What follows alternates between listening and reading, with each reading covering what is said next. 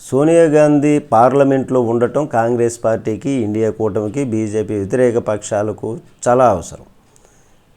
ఎందుకంటారా, రాహుల్ గాంధీ మల్లికార్జున ఖర్గే కన్నా సోనియా గాంధీ గారిని కోరుకుంటారు. మమతా బెనర్జీ ఉన్నారు. మమతా బెనర్జీ గారు కాంగ్రెస్కు 40-50 సీట్లు కూడా రావు, రాహుల్ గాంధీ వలస పక్షి అని విమర్శించినటువంటి మమతా బెనర్జీ గారు కూడా సోనియా గాంధీ గారి విషయంలో విమర్శించరు.